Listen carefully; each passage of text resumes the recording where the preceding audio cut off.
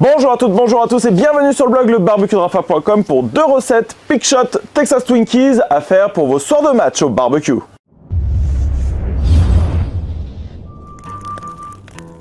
Alors c'est vrai que quand les gens découvrent le barbecue moderne, ils ont tout de suite envie de faire des trucs, des grosses pièces de viande, un gros pulled pork de 2,5 kg, 3 kg, de faire des briskets, des ribs et tout ça.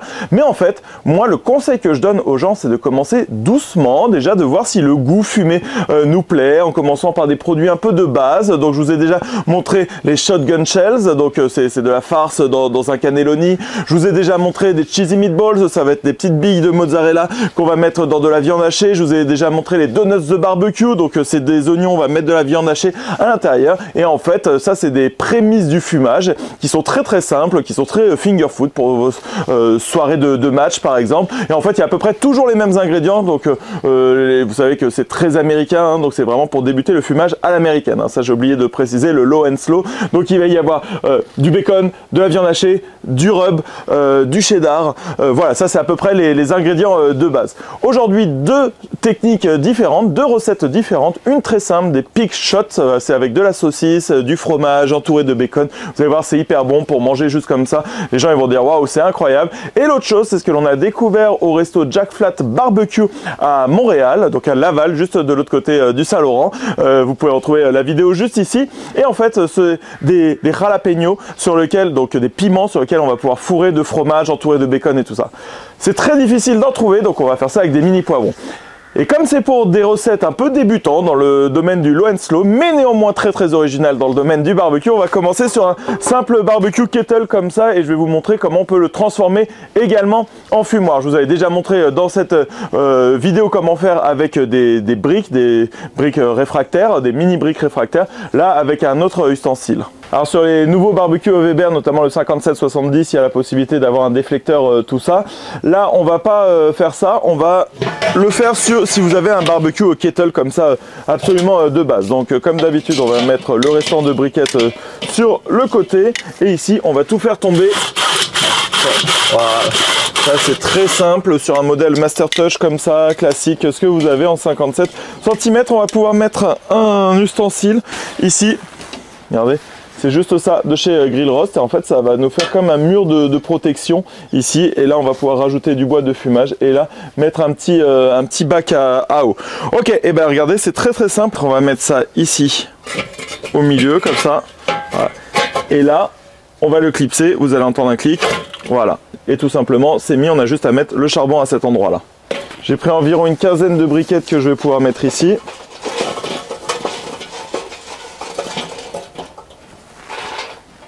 Et je répartis ça bien, voilà, comme ça, un peu sur le côté. Il existe un petit bac que l'on peut mettre ici pour venir fumer et garder une température bien stable, bien basse. Et on dispose ensuite la grille, comme ça, on va laisser monter. Donc il faut bien que la grille soit de ce côté-là pour venir mettre facilement le bois de fumage. Ouh, ça chauffe. On va laisser monter jusqu'à environ 120-135 degrés. Alors généralement pour le fumage, je vais laisser un tiers ouvert et en bas aussi pour le fumage je vais laisser à un tiers ouvert. Donc là on voit la petite fumée, un tiers d'ouverture des ailettes. Pour cette première recette de Pick Shot, il va nous falloir des saucisses fumées, donc de la Montbéliard comme ça, des tranches de poitrine assez épaisses, vous voyez, c'est pas les fines comme on trouve. On va prendre du Philadelphia ou du Samouraï, ce que vous voulez, avec du fromage et il va nous falloir notre rub préféré. On commence ici en coupant des tranches d'environ 2 cm 5, donc voilà, assez épaisse. Celle-ci, hop, c'est pour Maïka. Maïka, tiens. Et ici, voilà, 2 cm 5, donc des tranches assez épaisses. Et vaut mieux prendre déjà de la saucisse fumée, comme ça, ça rajoute du goût. Ici, ensuite, sur les tranches, on va enlever la couenne, là, sur le dessus. Vous enlevez aussi les petits morceaux d'os, comme ça, qui restent, enfin de cartilage, excusez-moi. Alors ensuite on va prendre les petites saucisses et on va entourer ces saucisses d'une tranche de lard comme ça en faisant légèrement dépasser, donc légèrement en hauteur, voilà. Alors, on va couper parce qu'elle est un poil grande. Ici vous allez bien voir, hein, donc on voit parfaitement la saucisse qui peut dépasser légèrement ou pas. On retrouve la tranche de bacon et donc la petite cavité pour mettre le fromage ensuite. Et je fais traverser comme ça, ici, avec le petit cure-dent. Ensuite, dans un bol, je vais mélanger du fromage. Alors, vous prenez vraiment ce que vous souhaitez. Là, comme fromage, je vous dis, le Saint-Moré peut vraiment faire l'affaire. Donc là, il y a 150 grammes.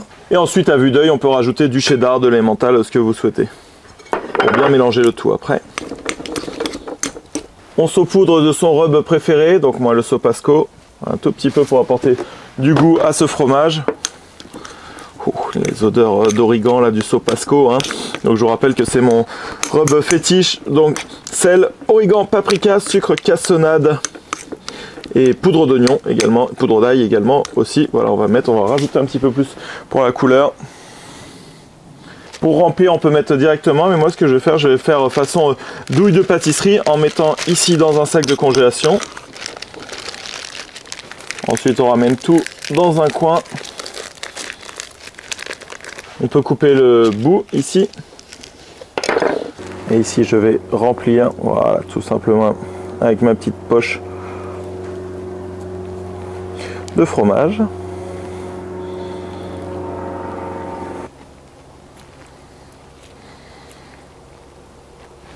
Le barbecue est à la bonne température, allez, bah, c'est parti hein, pour mettre ces pick shots directement à l'intérieur. Donc on voit qu'il y a beaucoup de vapeur d'eau. Très bien, hop, on va les mettre ici et c'est parti pour 1 heure comme ça. Donc la cuisson low and slow, c'est une cuisson basse température avec un bon goût de fumée. Et on va pouvoir rajouter pour le goût de fumée justement une poignée. Donc là c'est du bois de pacanier. Alors quand vous êtes sur des cuissons un peu faibles comme ça au niveau du temps, 1 heure, vous pouvez tout simplement partir sur des bois un petit peu plus forts que d'habitude. Voilà, juste ça, ça va suffire. Et ben voilà, on a transformé notre barbecue en fumoir. Pour terminer, alors il faut faire attention, hein. La sortie d'air doit être, vous avez vu, le bois va fumer comme ça, l'air va passer, va ressortir ici par la sortie d'air. Donc il faut qu'elle soit vraiment de ce côté-là. Le problème, c'est que le thermomètre, il va être au-dessus des braises. C'est toujours ce que j'ai un petit peu reproché. Moi, j'aurais mis le thermomètre ici sur le côté, pas à l'opposé. Mais bon, c'est pas grave, on va laisser comme ça. Je vous ai dit, c'est entre 120 et 135 degrés pendant 1 heure. On peut également saupoudrer, voilà, en début de cuisson, un petit peu de rub comme ça, voilà, pour que ce soit super joli. Alors vous avez vu, voilà, ça va fumer comme ça, on peut gérer les entrées, les sorties d'air, ça fait très bien le boulot. On va s'attaquer maintenant au Texas Twinkies, la deuxième recette. Alors pour ça, normalement, ça se fait avec des jalapenos, c'est toujours un peu compliqué d'en trouver, on peut en trouver des fois à Carrefour ou chez Grand Frais. Moi, je vais prendre des mini poivrons comme ça, et ça, des mini poivrons, on peut en trouver toute l'année, alors voilà, c'est un peu moins sympa, mais du coup, je me dis, bah voilà, ça a la forme, on va pouvoir faire à peu près la même chose, mais par contre, on va apporter ce côté piquant des jalapenos en intégrant un rub piquant. Vous avez vu, vous faites comme vous voulez. Moi, je prends mon rub Sopasco, mais ensuite, vous mélangez ce que vous voulez. Même ici, au niveau des pick shots, si vous voulez mettre des morceaux de piment à l'intérieur du fromage, comme ça, vous avez la douceur du fromage, le piquant du piment. Vous pouvez, vous faites absolument comme vous le souhaitez. Pour cette deuxième recette, regardez, donc des fois, quand je fais de la brisquette, il m'en reste un petit peu comme ça. Bah, je la mets sous vide et je la congèle. Et ensuite, bah, je peux la mettre dans d'autres choses, donc dans des chilis. C'est genre hyper bon de faire comme ça. Donc, j'adore toujours en garder un petit peu. Là, je vais en prendre 250 grammes, allez, peut-être un peu plus, voilà, comme ça. Et vous voyez, on revoit encore le smoke ring ici qui se fait. Et donc on va couper ça en tout petit, mais vraiment en tout petit. Limite, si vous avez quelque chose pour hacher, vous pouvez le faire. Nous, on va le faire à la main ce matin et on va mélanger ça avec du fromage par la suite. Ensuite, on va reprendre du Philadelphia, parce que bah, c'est des fromages qu'on retrouve couramment aux États-Unis, hein. On est vraiment dans des recettes américaines aujourd'hui. Ça, c'est pour le crémeux. Pour le goût, on va rajouter également du cheddar, comme tout à l'heure. On va mettre des petits bouts de brisket ici, ou de n'importe quelle viande qui vous restait. Et je peux commencer à mélanger tout ça. Ici, on continue, donc on va prendre un poivron comme ça et on va l'ouvrir selon un T. Un T, pourquoi? Donc environ 1 cm ici pour enlever les graines tout simplement. Donc le T, c'est comme ça et ensuite la grande barre. Donc on va faire attention pour enlever les graines ici à l'intérieur. Voilà. Et ici, je vais pouvoir fourrer du coup le poivron à l'intérieur. On y va comme ça ou avec les doigts, tout simplement. Voilà, très bien. Et le premier est fait. L'autre technique, si vous avez du mal, c'est de les mettre environ 20-25 minutes dans le fumoir pour les ramollir et pour être sûr qu'ils ne se cassent pas. Mais voilà, moi comme ça, j'y arrive bien. Il faut compter environ 2 par personne. Après, ça dépend ce que vous mangez, mais voilà. Le deuxième est fait également. Je viens de finir maintenant, j'en ai fait une douzaine. Donc ça 2, 4, 6, 8, 10, 11. Il me reste encore un tout petit peu, voilà, pour faire, on va dire, entre 12 et 14. Et ensuite, je prends une tranche de bacon et je vais enrouler le Texas Twinkies à l'intérieur de cette tranche de bacon pour avoir quelque chose d'à peu près comme ça. Ça s'auto-colle, hein, donc pas besoin forcément d'avoir un cure-dent. Si vous trouvez que par contre ça colle pas assez, vous pouvez toujours en mettre. Voilà, parfait. On saupoudre de notre rub préféré. Alors là, vous pouvez prendre un rub un petit peu plus piquant, hein, parce que normalement les Texas Twinkies, comme tout ce qui est Tex-Mex, ça va être un petit peu plus relevé, puis comme c'est des jalapenos, mais là, ce sont des poivrons, donc comme ça fera l'affaire. On va voir à quoi ça ressemble au bout d'une demi-heure à peu près. Oui, ils ont pris une belle couleur, j'aime beaucoup. Et on peut disposer à côté les petits Texas Twinkies, les petits poivrons farcis qui vont être fumés au bois de pacanier. J'en profite pour refaire les niveaux en remplissant ici le petit bac à eau, le petit water pan en anglais. Allez, on ferme et on laisse cuire comme ça pendant environ 1 heure, 1 heure et demie. Bon, on va le voir, il faut que ça devienne mou à environ 135 degrés. Voilà, là on pourrait parler de l'importance de ne pas trop surfumer. Vous voyez, juste avec de l'eau, avec une petite poignée, voilà, on a juste cette petite fumée. Donc des fois les gens disent, ouais Rafa, mon barbecue, ça sort de partout et tout. C'est parce qu'en fait, il y a une fumée qui est trop intense, il y a trop de pression à l'intérieur. En fait, ça doit fumer vraiment comme ça. On doit quasiment rien voir ici. Et là, on est à 130 degrés, c'est absolument parfait. On arrive au bout de la cuisson. Alors ici, bon, j'ai ouvert plusieurs fois pour voir à quoi ça ressemblait, donc c'est pour ça qu'il y a des pics là où ça redescend, mais voilà, il y a quand même une certaine stabilité qui se fait. Je suis assez content. Par contre, voilà, pour qu'il y ait une stabilité à 110, 115 degrés, comme là on est côté briquette, ici on est marqué à 160 degrés. Voilà, c'est le truc à savoir, mais on est plutôt pas mal et on va voir à quoi ça ressemble maintenant.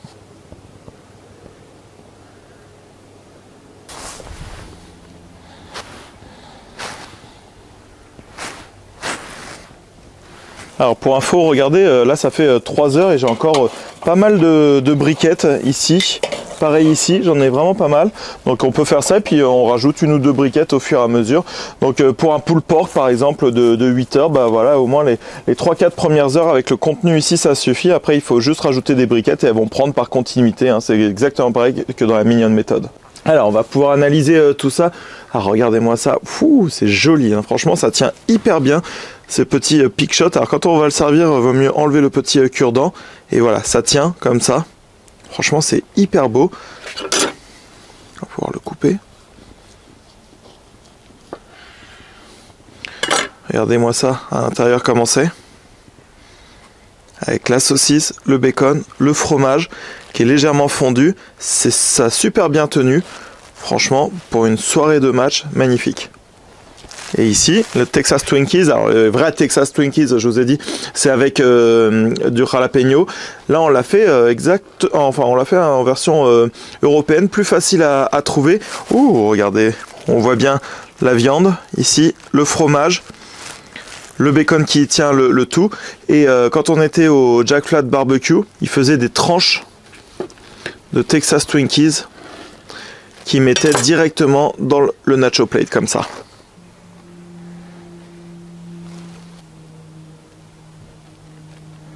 On arrive au bout de cette vidéo, donc là il doit faire entre 3 et 5 degrés, un petit peu froid comme ça. Bon, moi j'ai pas souvent froid, donc c'est pour ça en manche nue ça me va. Mais vous avez vu que malgré des températures comme ça, franchement ça est hyper bien tenu dans un kettle très simple. Il y a une bonne stabilité, pas la meilleure stabilité au monde, mais je veux dire que ce support de chez Grill Ross, pour 65 €, vous transformez votre barbecue en fumoir, c'est vraiment pas mal. Et vous allez pouvoir rentrer dans le monde du low and slow. Je vous ai dit, pas forcément en faisant du pulled pork ou des briskets ou des choses comme ça, mais tout simplement en faisant des petites recettes très simples. Allez, cette première recette, regardez-moi ça, des pick shots.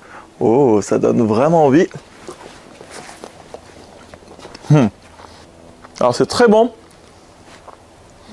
c'est très bon. Faites attention parce que ça peut vite devenir trop salé. Donc prenez pas des tranches de bacon non plus trop grosses, mais un petit peu pour que ça tienne, que ça fasse cet esprit un peu coupe vase pour pouvoir mettre le fromage dedans. Mais le fromage plus le rub, plus le bacon, ça peut être un petit peu trop salé, mais c'est quand même très bon. Ça prend très bien le goût de fumée. Et en fait, il faut vraiment voir que ce soit cuit jusqu'à... C'est le bacon autour qui va vous dire quand est-ce que c'est cuit. Donc 60 minutes, 90 minutes, ça dépend un petit peu. Faites-le visuellement, mais une petite gorgée comme ça... ça donne bien envie quand même. Prévoyez rien d'autre après. Hein. Ça, c'est vraiment juste pour goûter en petit finger food. Et là, du coup, le petit Texas Twinkies. Allez, pareil, on va regarder à quoi ça ressemble. Donc là, on voit bien la viande à l'intérieur. On voit bien le fromage avec le bacon et tout ce qu'il y a autour. Oh bah ça, allez, en une fois, hein, ça va se manger. Alors ça, je préfère. Tout simplement parce que avec le poivron, donc le légume va apporter le côté sucré du légume, mais un petit peu de fraîcheur quand même, un petit peu de peps. Ouais, il y a un petit peu plus de mâche aussi, vraiment pas mal. Pourtant c'est bien cuit, c'est mou hein, comme ça. Vous avez vu, il y a deux techniques. Soit vous les mettez 20-25 minutes déjà pour les remplir, les farcir plus facilement. Soit vous les farcissez comme j'ai fait. Et même si vous ouvrez un petit peu plus le poivron, bah, voilà, ça se remplit très bien. Regardez, il y en a vraiment partout de la farce. Et ce petit goût de poivron, ça va vraiment bien.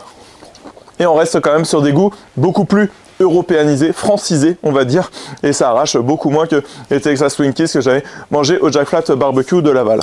Et voilà, c'est terminé pour ces deux recettes de soir de match que vous pouvez faire très facilement, Pick Shot et Texas Twinkies. Vous avez vu, on peut les faire après sur n'importe quel type de barbecue, un kettle, un kamado, un pellet, c'est encore plus simple, même sur un barbecue gaz où vous mettez une petite smoker box dedans, vous faites ça à 120, 135 degrés, enfin, quel que soit votre barbecue, à chaque fois c'est à vous d'adapter, hein. J'ai fait plusieurs vidéos sur comment transformer son barbecue gaz, son kamado, son offset, machin et tout, en fumoir, comment bien les utiliser. À vous de faire ensuite la recette comme vous le suivez.